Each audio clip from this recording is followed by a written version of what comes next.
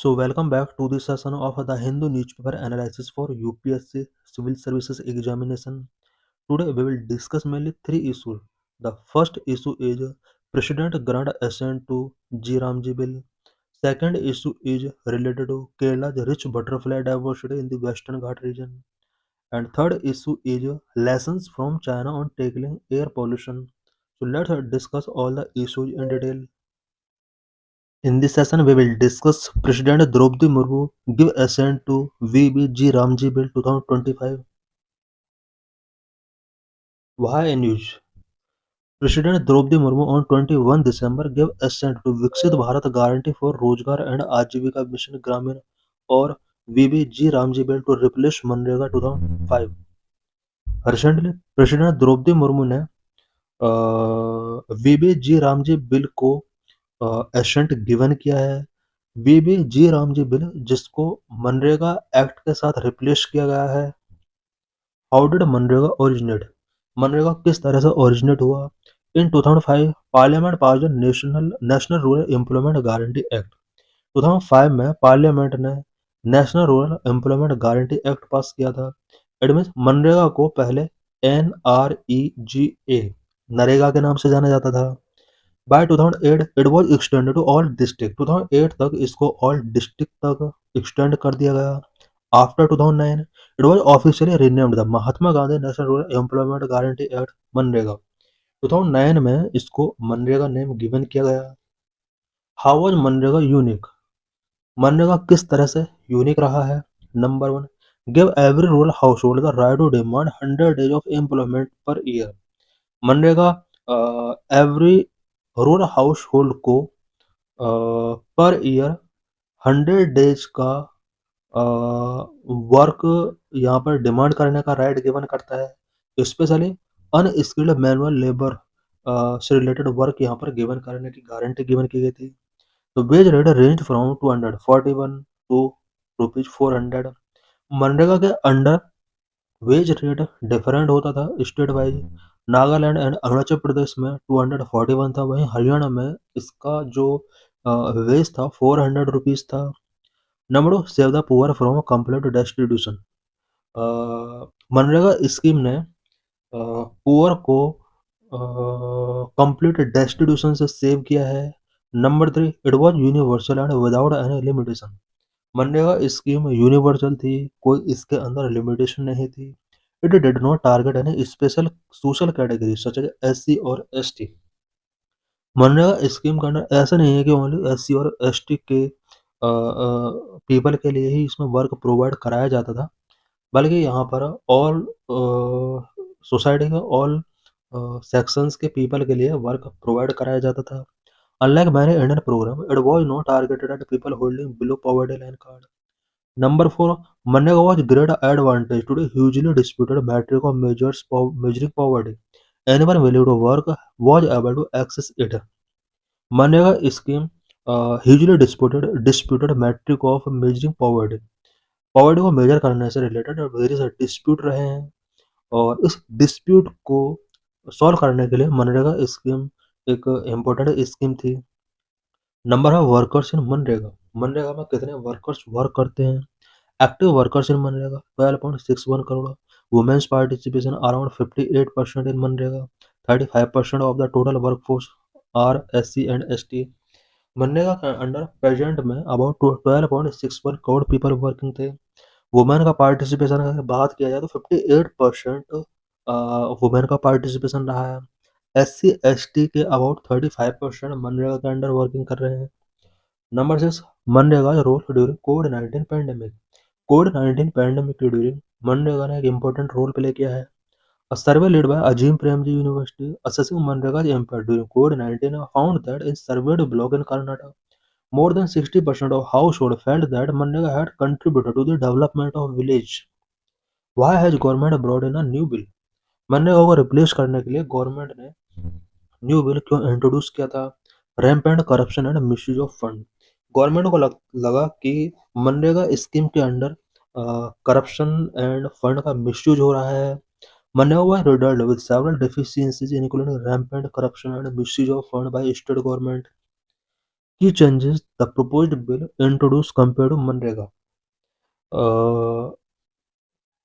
Present में G RAM G bill के under क्या-क्या प्रोविजंस किए गए हैं। Number 1, guaranteed employment days. The proposed bill increase the statutory guarantee of wage employment to 125 days per financial year for rural household, up from the current 100 days under MNREGA. MNREGA के under 100 days की यहाँ पर employment given करने की guarantee given the गई थी, but present bill के under 125 days तक इसको इंक्रीज किया गया है। Number of scheme framework. It marks a shift from a demand-driven entitlement-based safety net scheme to supply-driven mission-oriented program. It is aligned with rural development with the Viksit Bharat 47 vision. Number 3, funding mechanism. The financial model changes from a scheme where the center fully bore the wage cost to a centrally sponsored scheme. It fixes 60:40 fund sharing ratio between the central and state. Present में जो new bill initiate किया गया है इसके under 60:40 के base पर यहाँ पर एक्सपेंडिचर किया जाएगा। It mean central government 60%, state government 40% new bill के अकॉर्डिंग रूरल एम्प्लॉयमेंट पर एक्सपेंस करेगी। Number 4, peak agriculture season close. Pause employment for a total of 60 days annually during peak agriculture seasons, sowing and harvesting to ensure the availability of farm labor. It was not a mandatory provision under MNREGA. MNREGA के under ऐसा कोई provision नहीं था कि scheme को कुछ days के लिए पॉज कर दिया जाए, बट न्यू बिल के अकॉर्डिंग अब न्यू एक्ट को यहाँ पर पॉज किया जा सकता है 60 डेज के लिए। Number 5, planning and implementation. The new law aims to aggregate public work into a Viksit Bharat National Rural Infrastructure Stock, prioritizing water security, core rural infrastructure, livelihood projects, and climate resilient initiatives. It also institutionalized Viksit Gram Panchayat plan for integrated planning.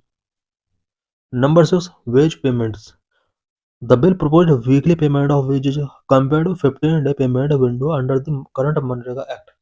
MNREGA act के अंदर payment of wages के लिए 15 days का यहाँ पर time period fix किया गया था, बट न्यू बिल के अंडर ये वीकली बेसिस पर पेमेंट गिवन किए जाएंगे। In this session, we will discuss how China controlled air pollution, what India should learn from China to control air pollution in Delhi.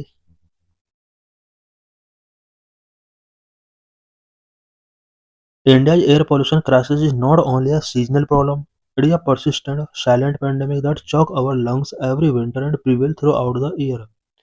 India में air pollution crisis only एक seasonal problem नहीं है, ये एक persistent silent pandemic है जो every winter हमारे lungs को चॉक कर रहा है और थ्रू आउट द ईयर ये प्रिवेल रहता है।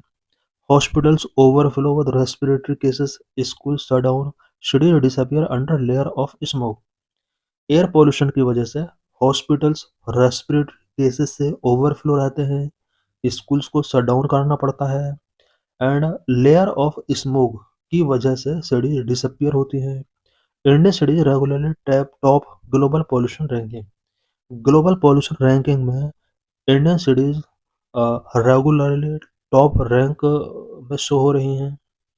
China's Beijing with a yearly average air quality index of 144 was as polluted in 2015 as Delhi is today. China का बीजिंग सिटी जहां पर 2015 में yearly average air quality index 144 था। कुछ ऐसी ही सिचुएशन थी चाइना के बीजिंग सिटी में जो आज दिल्ली की है, but Beijing has manage to cut its pollution level by one third between 2013 and 2017। China ने बीजिंग सिटी के पॉल्यूशन को रिड्यूस यहाँ पर किया है 2013 से 2017 के between about one third, it means about 33% तक बीजिंग के पोल्यूशन को रिड्यूस करने में चाइना सक्सेस रहा है। Beijing pollution control programme date back to 1998 which follow various program termed a war against air pollution। Beijing में पोल्यूशन को control करने के लिए वेरियस लेवल पर पोल्यूशन कंट्रोल प्रोग्राम 1998 से स्टार्ट किए गए। स्पेशली यहाँ पर वेरियस प्रोग्राम को war against air pollution term given किया गया। Why discuss China Beijing in the context of Delhi. Delhi के कॉन्टेक्स्ट में हम प्रेजेंट में चाइना के बीजिंग सिटी को क्यों डिस्कस कर रहे हैं। Beijing was polluted before some years as Delhi. So if Beijing could manage to control air pollution, Delhi can manage. Beijing city के अंदर भी अब से कुछ ईयर्स पहले उतना ही पॉल्यूशन था जितना आज दिल्ली में शो हो रहा है।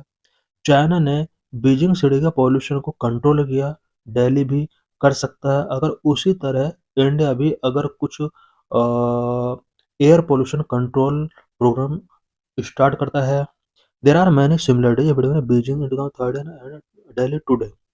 2013 के बीजिंग में और टुडे दिल्ली में कुछ सिमिलरिटीज हैं।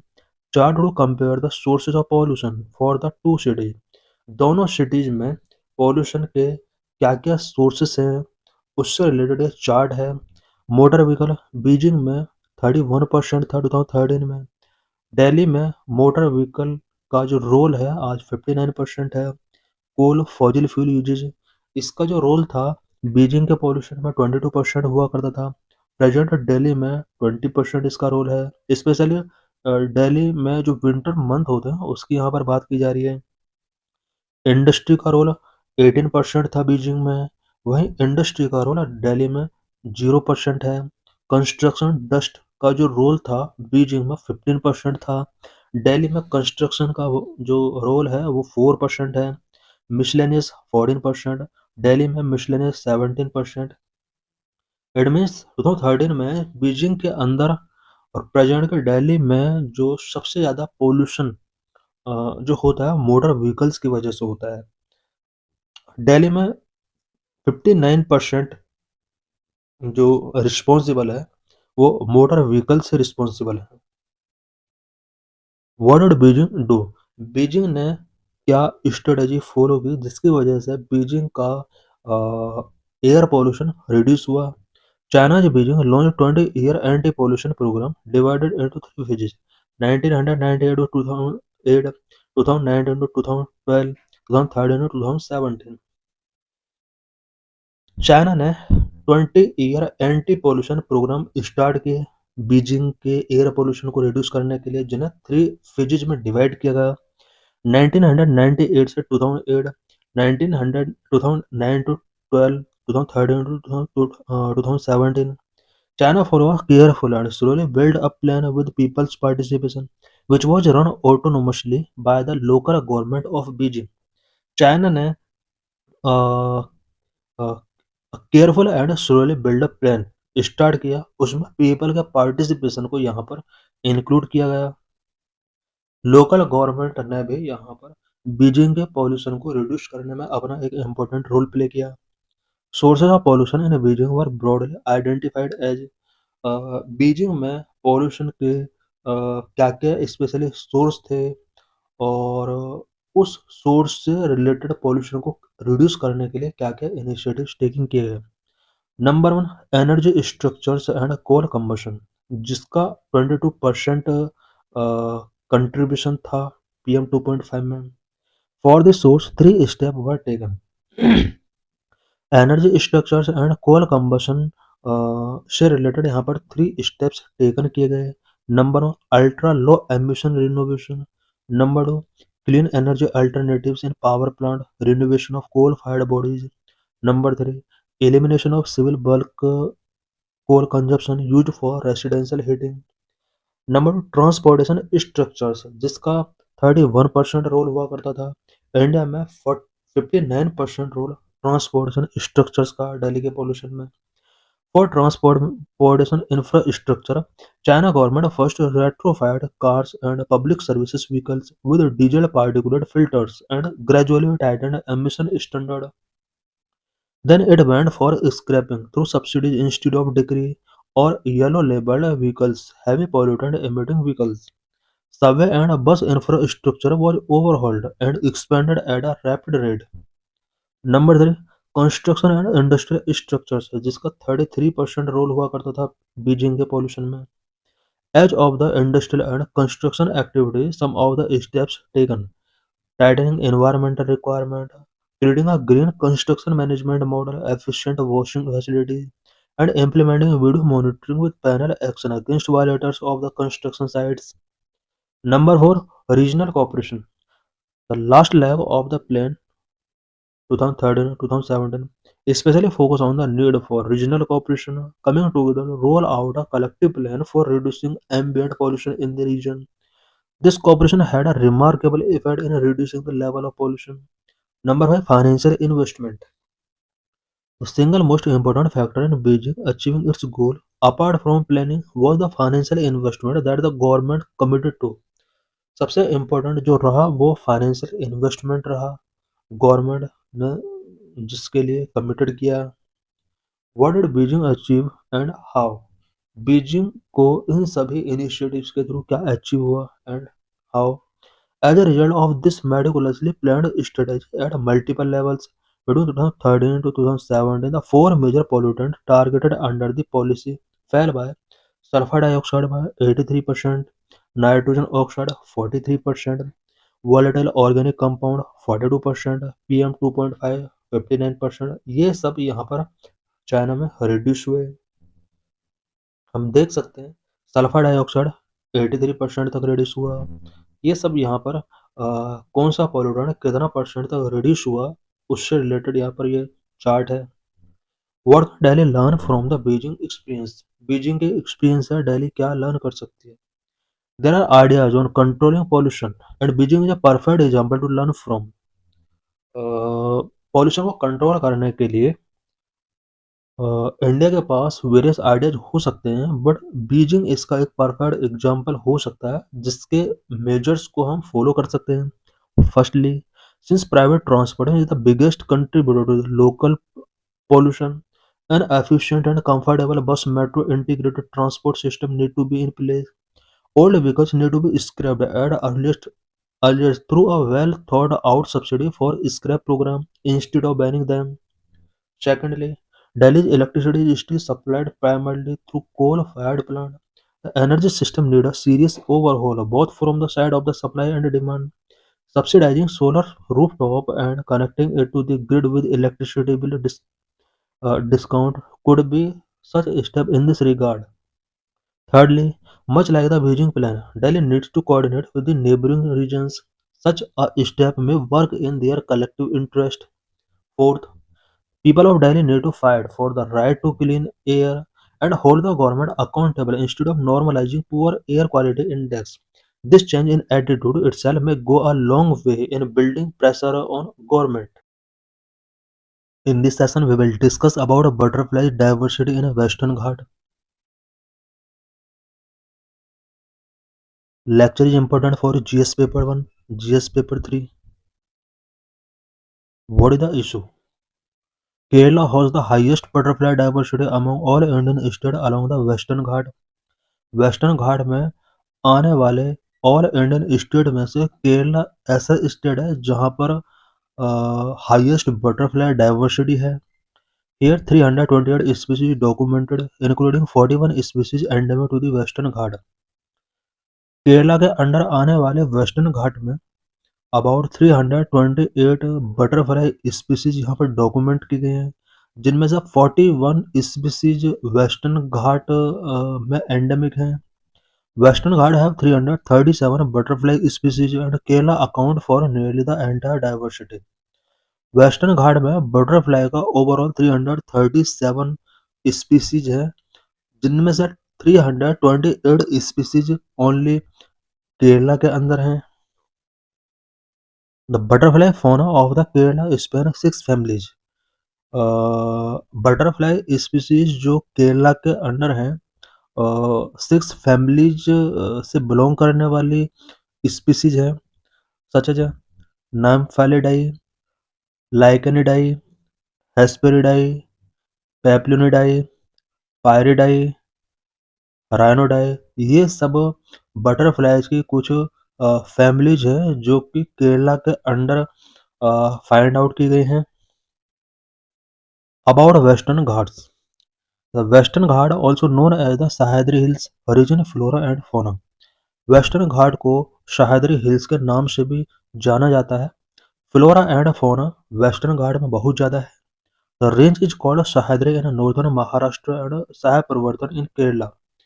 नॉर्दर्न महाराष्ट्र में वेस्टर्न घाट को सह्याद्री के नाम से जाना जाता है। वेराज केरला में इसको सह प्रवर्तन के नाम से जाना जाता है। Various coast name of western Ghat. Western Ghat में कोस्ट के डिफरेंट नेम है, such as Konkan coast in northern portion, Kanara coast in central portion and Malabar coast southern portion. Western Ghat का नॉर्थर्न पोर्शन को कोंकण कोस्ट के नाम से जाना जाता है एंड सेंट्रल पोर्शन को कन्नर कोस्ट के नाम से जाना जाता है। सदर्न पोर्शन को मालाबार कोस्ट के नाम से जाना जाता है। Desh eastern foothills of the western Ghat in Maharashtra. Maharashtra में वेस्टर्न घाट का जो ईस्टर्न फुटहिल्स है उसको देश के नाम से जाना जाता है Malnad. Eastern foothills of the central Karnataka. Central Karnataka में वेस्टर्न घाट का जो ईस्टर्न फुटहिल्स है उसको मलांडो के नाम से जाना जाता है। नीलगिरी मलाई। South range of Tamil Nadu. Tamil Nadu में वेस्टर्न घाट का जो साउथ रेंज है इसको नीलगिरी मलाई के नाम से जाना जाता है। Nilgiri Malai also known as blue mountain, recognise as the UNESCO world heritage site. Nilgiri Malai को यूनेस्को वर्ल्ड हेरिटेज साइट के तौर पर भी रिकॉग्नाइज किया गया है due to its high level of biological diversity and endemism. Nilgiri is one of the eight hotspot of biological diversity in world. Nilgiri Malai के under biological diversity and endemism की वजह से नीलगिरी को वर्ल्ड के एट हॉटस्पॉट में से, स्पेशली बायोलॉजिकल डाइवर्सिटी के respect में एट हॉटस्पॉट में से इसको प्लेस गिवन किया गया है। Geology of western Ghat. There are two views related to geology of western Ghat. Western Ghat की जियोलॉजी से रिलेटेड टू व्यूज है। Number one, western Ghat mountains are block mountain formed due to the down warping of part of land into the Arabian sea. Western Ghat को block mountain के तौर पर जाना जाता है और ऐसा एक्सपेक्ट किया जाता है कि ये अरेबियन सी में एक पार्ट का डाउन वार्पिंग हुआ है। जिस तरह से पिक्चर गिवन है, एक पार्ट अरेबियन सी में डाउन वार्पिंग हो गया, दूसरा पार्ट जो अबव है उसको वेस्टर्न घाट के तौर पर यहाँ डेजिग्नेट किया जाता है। Number two, western Ghat mountain are not true mountain but are the fault edge of the Deccan plateau. ऐसा भी माना जाता है कि western Ghat mountain true mountain नहीं है, ये डेक्कन प्लेटू के फॉल्टेड एज हैं। Basic topography of western Ghat. Western Ghat का बेसिक टोपोग्राफी क्या है? Geographical extent. Western Ghat extend from the Satpura range in the north, go through Goa, Karnataka, Kerala and Tamil Nadu and at Kanyakumari embrace Indian Ocean. Western Ghat north में Satpura range से start होता है, गोवा, कर्नाटक, केरला, तमिलनाडु से go through होता हुआ इंडियन ओशन के कन्याकुमारी में एंड होता है। अचेरा mountain run parallel to western coast in a 1600 kilometre long stretch approximately 30 to 40 kilometre inland. Western coast के पैरेलल चेन ऑफ माउंटेन, जिसको वेस्टर्न घाट के नाम से जाना जाता है, ये पैरेलल रन करता है वेस्टर्न कोस्ट के। अबाउट 1600 किलोमीटर इसकी लेंथ है। 30 टू 40 किलोमीटर कोस्ट के इनलैंड या माउंटेन स्प्रेड है। This mountain cover an area of around 1,40,000 kilometre square. Western Ghat का जो ओवरऑल एरिया है वो 1,40,000 स्क्वायर किलोमीटर है। Mountain ranges. Nilgiri range link the western Ghat to the eastern Ghat. Nilgiri range western Ghat को eastern Ghat के साथ लिंक करता है। अनामोडी peak in Kerala. Anamudi peak Kerala में है। It is highest peak in the western Ghat. Western Ghat का हाईएस्ट पीक अनामोडी पीक है। Also highest peak in the India outside the Himalaya. Himalaya के आउटसाइड इंडिया में अनामोडी पीक हाईएस्ट पीक है। Famous hill stations. Western Ghat के famous hill stations such as Panchgani, Amboli Ghat, Matheran, Lonavala Khandala, Mahabaleshwar, Kudremukh and Kodagu, ये western Ghat के कुछ famous hill stations हैं। River flowing in western Ghat, western Ghat में कौन कौन सा रिवर फ्लो होता है? West flowing rivers, Netravati, Sharavati, Periyar, Bharathapuzha, Mandovi, etcetera. Rivers are fast moving, short distance traveled and steeper gradient, so Western Ghat more useful to production of hydroelectricity. Western Ghat में west flowing river fast moving है इनका, distance travel जो किया जाता है, short distance travel किया जाता है इनके थ्रू, एंड स्टीपर ग्रेडियंट इनके अंदर है. यही वजह है कि western Ghat hydro electricity production के लिए इम्पोर्टेंट है. East flowing river such as Godavari, Krishna, Kaveri and many smaller tributaries river such as Bhima, Malaprabha, Tunga, Tungabhadra, Ghataprabha, Hemavati, Kabini. Comparatively slower moving east flowing rivers जो भी हैं इनका जो मूविंग है वो वेस्ट फ्लोइंग रिवर के कंपेयर में स्लोअर है. Wildlife in western Ghat, western Ghat में वाइल्ड लाइफ से रिलेटेड यहाँ पर कुछ इंपॉर्टेंट पॉइंट्स डिस्कस करेंगे. Stripe necked mongoose, Indian brown mongoose, Nilgiri marten, brown palm civet, small Indian civet and leopard cat are small carnivores found here. Endemic species Nilgiri tahr, Nilgiri tahr एक endemic species है जो कि only western Ghat में ही find out किया जाता है. Lion tailed macaque, long tailed macaque, long tailed macaque भी western Ghat का एंडेमिक स्पीसीज है. About 325 globally threatened species occur in western Ghat. Globally threatened species जो कि IUCN रेड लिस्ट के अंडर मेंशन की होती हैं, 325 globally threatened species west western Ghat के अंदर यहाँ पर मिल जाएंगे. Globally threatened flora and fauna species found here such as 229 plant species यहाँ पर मिल जाएंगी. ये वो स्पीसीज हैं जो ग्लोबली थ्रेटन्ड है, प्लांट और एनिमल स्पीसीज दोनों यहाँ पर मिल जाएंगे. 31 mammal species, 15 bird species, 43 amphibian species, 5 reptile species and 1 fish species. Protected areas Western Ghat have two biosphere reserves, 13 national park and several wildlife sanctuaries and many reserve forests. Western Ghat के अंदर 2 biosphere reserve हैं, 13 national park इसके under हैं, several wildlife sanctuaries and many reserve forest इसके under comprise किए गए हैं. Nilgiri biosphere reserve largest protected area in the western Ghat, western Ghat में largest protected area Nilgiri biosphere reserve है. इट मीन्स यहाँ पर 2 बायोस्फीयर रिजर्व हैं. Nilgiri Biosphere Reserve comprise Bandipur National Park and Nugu in Karnataka and Mudumalai National Park in state of Kerala and Tamil Nadu. Nilgiri biosphere reserve इसके under Bandipur national park and Nugu जो कि कर्नाटक में, इनमें कर्नाटक के Bandipur national park and Nugu Nilgiri biosphere reserve का part है. साथ ही Kerala and Tamil Nadu में मुंडुमलाई नेशनल पार्क है जो कि नीलगिरी बायोस्फीयर रिजर्व का ही पार्ट है. The Silent Valley National Park in Kerala is among the last thread of virgin tropical evergreen forest in India. Kerala में साइलेंट वैली नेशनल पार्क भी वेस्टर्न घाट का ही पार्ट है. Passes in western Ghat, western Ghat में कौन कौन से पासेस हैं?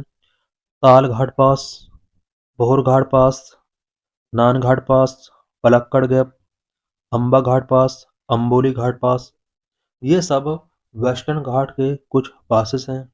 What are the threat of western Ghat, western Ghat के बफोर प्रेजेंट में क्या क्या थ्रेड है?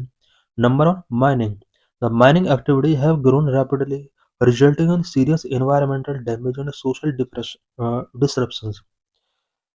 वेस्टर्न घाट एरिया में माइनिंग एक्टिविटीज रैपिडली ग्रो हो रही हैं जिसकी वजह से serious environmental damage and social disruptions create हुए हैं. Unsustainable mining activity has increased vulnerability to the landslide, damage water sources and agriculture, which negatively affect the livelihood of the poor living in those areas. Number of extraction of forest produce. Human community living within and adjacent to the protected area in the Western Ghats extract forest produce for subsistence and commercial need. Number three, human-wildlife conflict. Western Ghats exist within intensely human-dominated landscape, so human-wildlife conflict are common. Number four, hunting. Illegal local hunting for wild meat is a serious issue in Western Ghats. Number five, livestock grazing. Livestock grazing such as cattle and goat is a serious problem causing habitat degradation across the Western Ghats. Number six, encroachment by human settlement. Human settlement both within and outside protected areas of Western Ghats is a significant threat. Number seven, hydropower project. Large dam projects in Western Ghats have resulted in social and environmental disruptions. Number eight, deforestation. Conversion of forest land into agricultural land or for commercial purpose like tourism, illegal logging of for timber have had significant negative effect on biodiversity. Number 9. Climate change. Changes in land use pattern and deforestation have led to big variations in the intensity and duration of rainfalls. Climate change is also a cause of floods in many southern regions in the recent past. Conservation efforts for Western Ghats. Western Ghat से related क्या क्या conservation efforts taking किए गए हैं. Various committees for western Ghat. India में western Ghat को protect करने के लिए पास्ट में वेरियस कमिटीज फॉर्म की गई हैं such as number one Gadgil committee 2011 known as Western Ghat Ecology Expert Panel. It recommended that all of the Western Ghat be declared as the ecological sensitive zone areas. Gadgil committee ने recommend किया था कि all western Ghat area को ESA ecological sensitive area के तौर पर designate कर देना चाहिए. Only limited developmental should allowed in graded zone. इस कमेटी ने यहाँ पर रिकमेंड किया कि ग्रेडेड जोन में लिमिटेड डेवलपमेंट एक्टिविटी को परमिट किया जाना चाहिए. Number two Kasturi Rangan committee 2013 try to balance the environment protection and development in contrast to recommended proposed by the Gadgil report. Kasturi Rangan committee जो कि 2013 में सेटअप की गई थी, इसने डेवलपमेंट और एनवायरमेंटल प्रोटेक्शन के बिटवीन बैलेंस को यहाँ पर प्रायोरिटी गिवन किया और गैडगिल रिपोर्ट के अंडर जो भी रिकमेंडेशंस गिवन किए गए थे, ये जो रिपोर्ट थी कस्तूरी रंजन वो उस कॉन्ट्रास्ट थी. Recommended that instead of the total area of Western Ghat, only 37% of the total area should be brought under ESZ. Kasturi Rangan committee ने यहाँ पर रिकमेंड किया कि वेस्टर्न घाट के ऑल एरिया को ESA ecological sensitive area declare करने के बजाय ओनली 37% पार्ट को ही यहाँ पर ESZ economically sensitive zone declare कर देना चाहिए. Complete ban on mining enquiring भी इम्पोज्ड इन ESA रीजन में माइनिंग क्वायरिंग जैसी एक्टिविटीज को कम्प्लीटली यहाँ पर बैन करना होगा. तो thanks for watching this video.